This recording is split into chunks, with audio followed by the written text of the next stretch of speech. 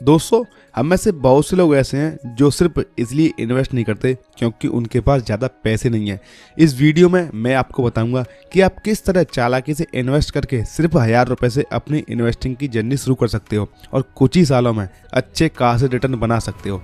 लेकिन इससे पहले हम कुछ बातों की बात करें जो आपको जान लेना चाहिए। सबसे पहला ये कि अगर आपके पास कम पैसे हैं तो ये असल में एक अच्छी बात है। आप जिंदगी में चाहे जो भी काम करना स्टार्ट करो, ये मानकर चलो कि पहले कुछ अटेम्प्ट्स में आप फेल जरूर होंगे। एग्जाम्पल के लिए अब तक के लिए अपनी कोई भी स्किल को ले लो, बोलना, लिखना, पढ़ना, बाइक चलाना एक्सेट्रा।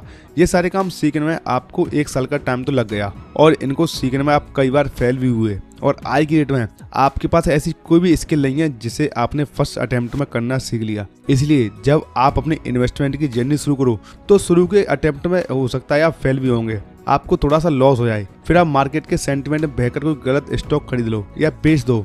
इसलिए ये बेहतर है कि आप थोड़े से अमाउंट से अपनी इन्वेस्टिंग की जर्नी शुरू करो। थोड़े पैसे से अपनी इन्वेस्टिंग जर्नी शुरू करने से आपका रिस्क कम होगा। आप एक सेफ स्पेस में अपनी प्रैक्टिस करके उसे और सुधार पाओगे। इसमें आपको लॉस भी होगा तो बहुत कम पैसे का होगा एंड जिससे आप बड़े बड़े लेसन सीखकर आगे बेटर डिसीजन लेना सीख सकते हो। एक बार आप मार्केट अप एंड डाउन को समझ लो, अपने इमोशन को कंट्रोल में रखना सीख लो और फेक न्यूज़ और टिप्स से दूर रहना सीख लो तो आप एक बेटर इन्वेस्टर बन सकते हैं। मजे की बात यह है कि आपको ये सारे काम करने के लिए आपको ज्यादा पैसे लगाने की जरूरत नहीं है। एक बार आप थोड़े पैसे लगाकर मार्केट के गेम को समझ लो, अपनी इन्वेस्टमेंट के कुछ रूल्स बना लो, अपने फेवरेट स्टॉक को चुन लो, एक लॉन्ग टर्म इन्वेस्टमेंट स्ट्रेटजी बना लो तो आपको कुछ ज्यादा करने की जरूरत नहीं है। इसके बाद जब आपके पास ज्यादा पैसे आ जाएं तो आपके पास एक पहले से प्लान होगा, आपको बस उस प्लान में ज्यादा पैसे लगाने होंगे। इसलिए कम पैसे में आपकी इन्वेस्टिंग जर्नी का कांटा नहीं बल्कि एक अच्छी बात है। कम पैसे इन्वेस्ट करने का मतलब ये नहीं है कि आपको बिल्कुल रिटर्न्स नहीं मिलेंगे।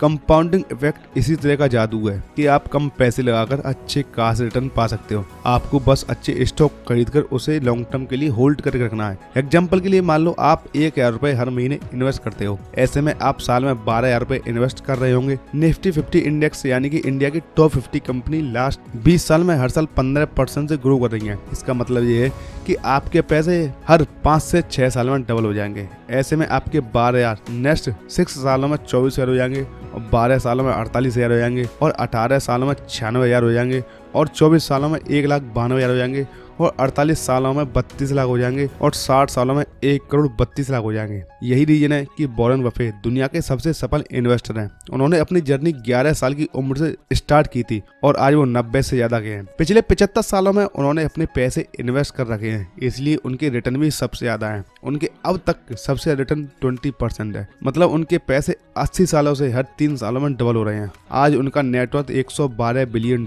है। लेकिन आइए एक छोटा सा एक्सपेरिमेंट करते हैं। मान लो बफेट एक एवरेज बंदे की तरह अपने 20s में पार्टी करते और 30s में जाकर इन्वेस्टमेंट के लिए सीरियस होते। मान लो एक एवरेज अमेरिकन की तरह 30 साल में उनका नेटवर्थ $25,000 होता। मान लो 85 की उम्र में वो इन्वेस्ट करने की बजाय वो एक एवरेज इंसान की तरह 60 की उम्र में रिटायर हो जाते, गोल्फ खेलते, अपना टाइम पास करते और इस चीज में वो $25,000 से स्टार्ट कर रहे हैं और 30 साल के लिए अपने पैसे इन्वेस्ट कर रहे हैं। अगर यहाँ भी उन्हें 20% रिटर्न मिलते तो क्या आप जानते हैं कि उनकी नेटवर्थ क्या होती? सिर्फ $11.9 मिलियन और $11.9 मिलियन $112 बिलियन का 0.01% होता है। वॉरेन बफेट के इन्वेस्टमेंट के तरीके के ऊपर आपको हजारों बुक्स मिल जाएंगी। हर कोई इनके इन्वेस्टिंग के तरीके को समझने की कोशिश करता है, लेकिन उनके इन्वेस्टिंग का वेपन है टाइम और पेशेंस। इन्वेस्टमेंट स्मार्ट लोगों का नहीं बल्कि पेशेंस लोगों का काम है।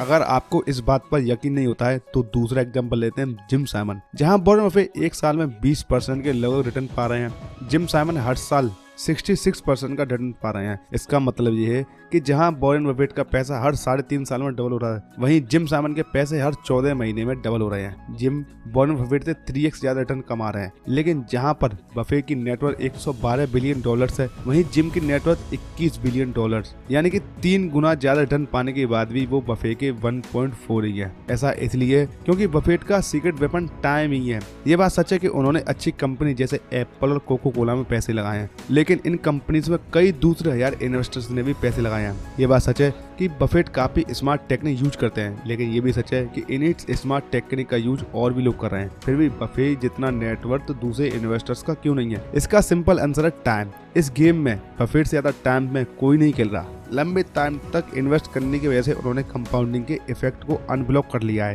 जिस वजह से उनके रिटर्न ज्यादा बढ़ते चले जा रहे हैं। कंपाउंडिंग का इफेक्ट कितना हो सकता है, इसे समझने की एक छोटा सा एग्जांपल लेते हैं। अगर आप एक 0.1 mm के पेपर को 50 बार फोल्ड करोगे तो उसकी मोटाई कितनी होगी? आपको मैथ करने की जरूरत नहीं है, आप एक अंदाजा बता दो, क्या वो 2 मीटर मोटा हो जाएगा या वो 10 मीटर? चलिए 1000 किलोमीटर से ज्यादा मोटा तो नहीं होगा। गलत। आप अगर 0.1 mm के पेपर को 50 बार फोल्ड करोगे तो वो करीब 5 करोड़ 63 लाख किलोमीटर मोटा होगा। यकीन नहीं होता तो आप इसे खुद चेक कर सकते हो। ठीक इसी तरह जितनी जल्दी आप इन्वेस्टमेंट करना शुरू करोगे आप उतने ज्यादा रिटर्न पा सकते हो, और छोटे अमाउंट से स्टार्ट करने के बाद आपको अच्छे रिटर्न मिल सकते हैं। पेपर वाले एग्जाम्पल में हमने सिर्फ 0.1 mm वाले पेपर से शुरुआत की थी, लेकिन एंड में इसकी मोटाई करोड़ों किलोमीटर हो गई। अब सवाल उठता है कि आखिर हम इन्वेस्ट कैसे करें, हमें किन कंपनीज में पैसे लगाइए? As a rule of thumb, as a Nifty 50 company में आप पैसे लगाइए। ये हमारी इंडिया की टॉप 50 कंपनीज हैं और वॉरेन बफेट न्यू इन्वेस्टर को इंडेक्स फंड में पैसे लगाने की सलाह देते हैं। अगर आपको कुछ भी नहीं पता तो आप निफ्टी 50 में 15 से 20 कंपनी ऐसे ढूंढ लो जो बिजनेस आप समझते हैं और उनमें पैसा लगाओ। अगर आपको थोड़ा सा एडवांस करना है तो आप इन मैट्रिक्स को नोट कर सकते हो: revenue, asset and profit growth of the company. अगर कंपनी पिछले 5 सालों से सेल्स और ग्रोथ को लगातार ग्रो कर रही है तो वो एक अच्छी कंपनी है और आपको उसमें पैसे लगाना चाहिए।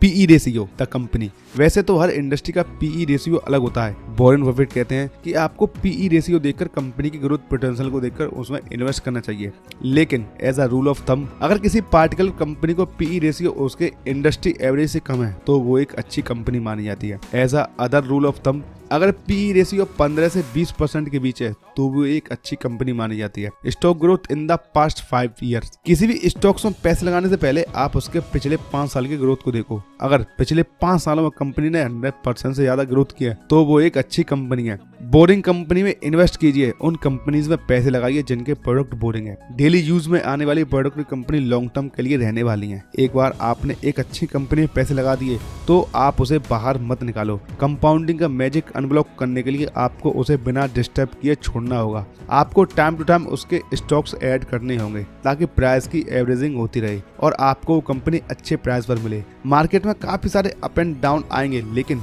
अगर आपने अच्छी कंपनी में पैसे लगाए हैं तो आपको टेंशन लेने की जरूरत नहीं है। लॉन्ग टर्म में आप सक्सेसफुल जरूर होंगे। तो दोस्तों कैसा लगा ये वीडियो? अगर आपको थोड़ा सा भी समझ में आया होगा स्टॉक मार्केट के बारे में तो आप वीडियो को लाइक करना मत भूलना। And thank you for watching.